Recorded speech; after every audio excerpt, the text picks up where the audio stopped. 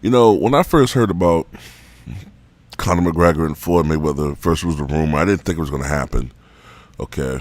But then when I found out that this was actually a go, I made the mistake of trying to think of it as a boxing match and putting it into boxing terms, purely boxing. And I thought about, this is a black eye for boxing, yada, yada. But I had to really think about it. And this isn't really a boxing match. I mean, yes, they're fighting by boxing rules, but this is really sports entertainment. And it's actually quite brilliant when you think about it because you have boxing, which for all of us who used to be boxing fans, I used to be a big boxing fan up until about 8 years ago or so, 8, 9 years ago. I was a huge boxing fan. Perhaps it's generational. Perhaps it's the fact that some of the fighters I grew up watching were retiring. I think that has something to do with it because Mike Tyson retired around 2005 or so. I did used to respect Oscar De La Hoya, but I wasn't a huge De La Hoya fan, but he retired like 2009. A lot of those guys started retiring around that time period. You had Lennox Lewis retiring in the mid-2000s. You guys get what I'm saying. I think that has something to do with it. Another aspect of it was we weren't getting the fights that we wanted to see.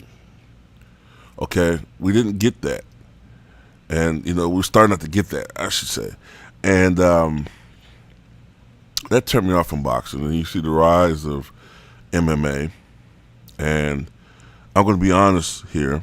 I think MMA has a huge following now.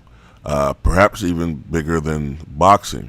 I'm not sure about that. I don't follow it like some of the other guys on YouTube, like 78 and Blood Boxing and D Style. I don't follow boxing quite the way that they do, but I would assume that MMA has a bigger following now altogether than boxing does. And I also suspect that MMA has a bigger white male fan base. Just a guess. And to put the two together, and you have Floyd Mayweather, who's, let's be honest, he's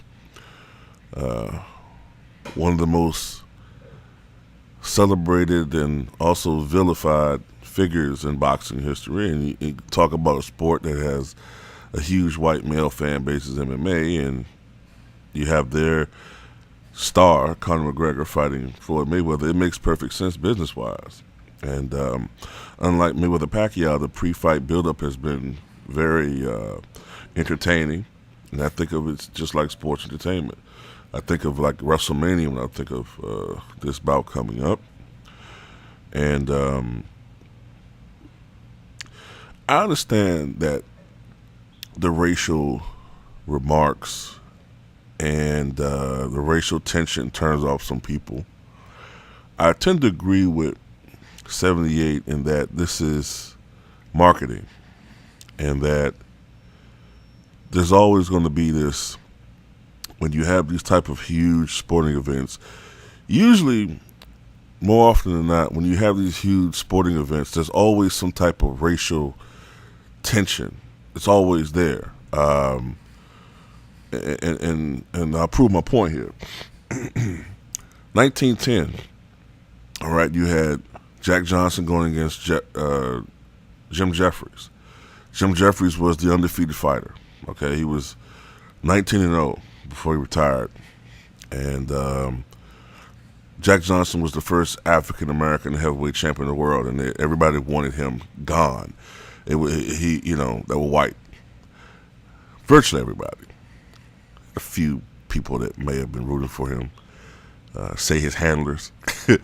But, he was hated. When he knocked out Tommy Burns, they stopped the tape because they didn't want to see a black man knock out a white guy, okay?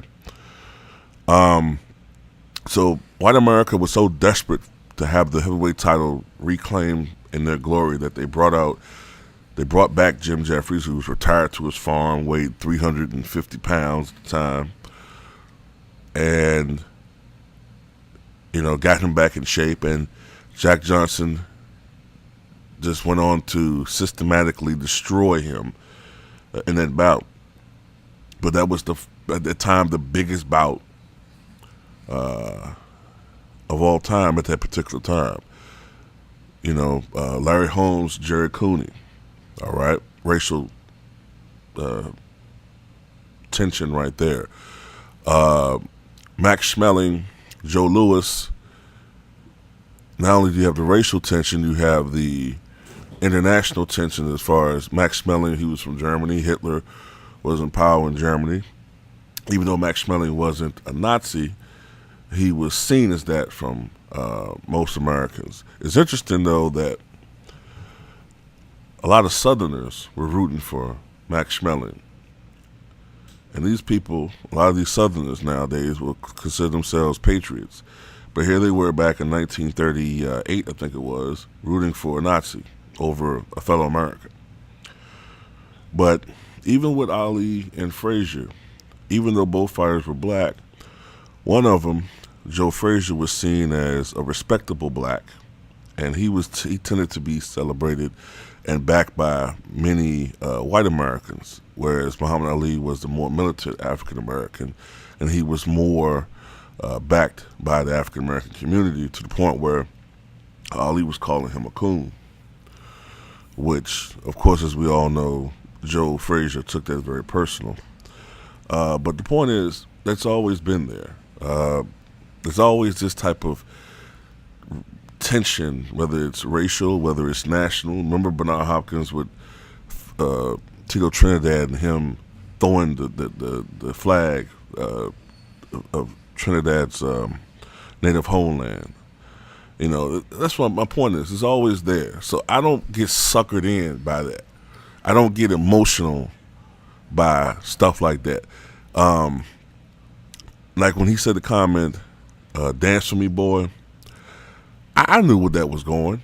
Okay, that's one of those type of comments that a person can say, well, you have enough plausible deniability to say you don't mean it racially, but everybody with common sense knows how that sounds.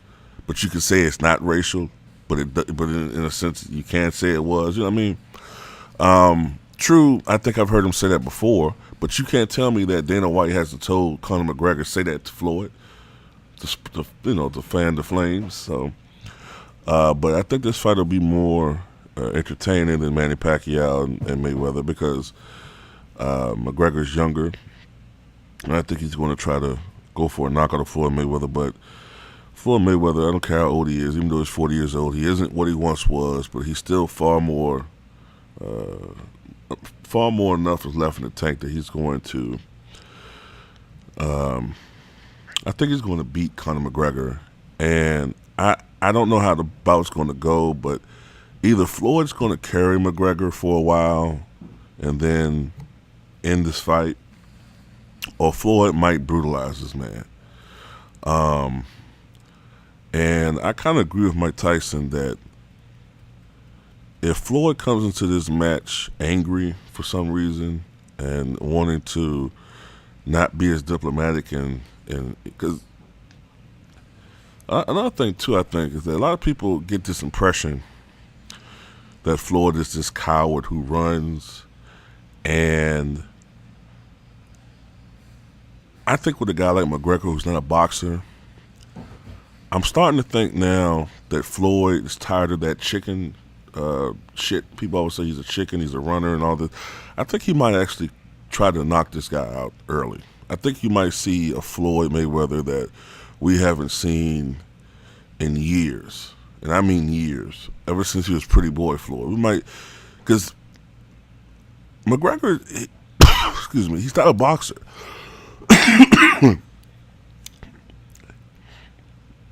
You don't train to become a world champion boxer at this age that he is, and fight a guy who's been boxing ever since he was a child.